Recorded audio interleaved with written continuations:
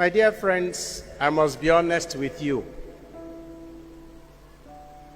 Today, I would have preferred not to be here to preach to you. Today, I would have preferred to lock myself up in my chapel before God alone, to weep and to pray. To weep and to pray for my nation, where darkness has descended. To weep and pray for my church that is being stifled out of existence in the world and also in Nigeria. To weep and pray for Deborah Emmanuel, who was killed because she found herself in a part of Nigeria she thought was home, but it wasn't. To weep and to pray for my brother and friend, Bishop Matthew Hassan Kuka, the world-acclaimed voice of the voiceless, who has now become soft target for those same voiceless people who see him as part of their problem rather than as part of the solution. To weep and to pray for the poor, miserable murderers of Deborah,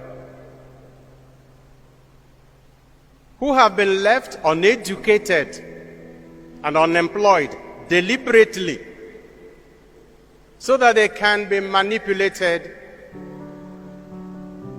brainwashed, and instrumentalized for political ends by religious bigots and political egoists. To weep and to pray for people who should be leaders, religious leaders, who enjoy being ambivalent in the condemnation of evil when it is perpetrated by one of them.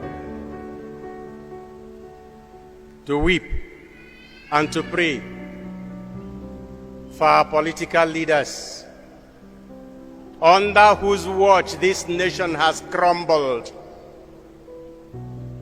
and they keep looking for whom to blame for the mess in which they have put all of us.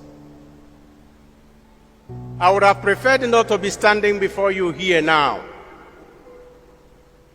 to tell you about love. The liturgy of today instructs every Christian and every Christian preacher to reflect on the essence and the meaning of Christianity, the love we should have for one another. But how can you preach love in Nigeria? How can you preach love in a country where violence has become a rule, where hatred and intolerance have become norms rather than exception, where corruption has become a culture and a tradition, where impunity has become law, where the government feels so helpless that it is now appealing even to religious leaders to talk to non-state actors so that they will not make this security situation in our country worse.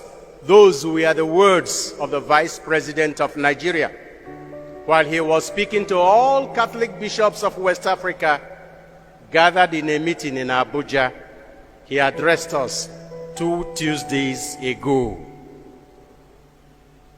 And we are wondering how a presidency could publicly admit that they have lost control, that they have left the ground so free and the country so lawless and so stateless that non-state actors now take over the entire country, not only in Sokoto and Kaduna and on the highway between Kaduna and Abuja, or between Abuja and Lokoja and Nsukka, but throughout the country. How can you preach love in Nigeria? In a country where those who want to follow the rule of law are regarded by the rest as weak. How can you preach love in Nigeria? In a country that claims not to have any state religion, but constantly places a religion in an unhealthy advantage over others. How can you preach love in Nigeria, where a few people have collected what belongs to everybody, and they are doing with it whatever they please? How can I tell Nigerian students to love their neighbor, love their country, love their leaders, when their parents have paid their school fees and they are sitting at home? In a country where the ruling party, within a space of less than 2 weeks, can rake in from 27 persons 26.3 billion naira collected as fees for presidential nomination forms. And the same ruling party is unable to finance our education properly, such that our teachers are at home and our students are roaming the streets. How can you preach love in Nigeria, in a country where members of ASU, hear me well, members of the academic staff union of universities in Nigeria have collaborated with INEC to install misfits in power in this country because they have collected money.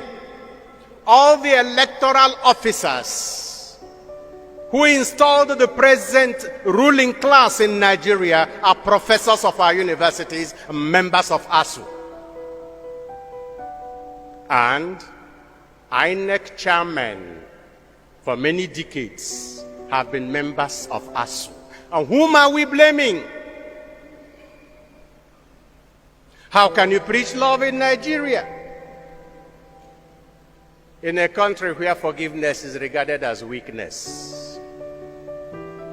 In a country where when you bring the light, you are accused of exposing darkness?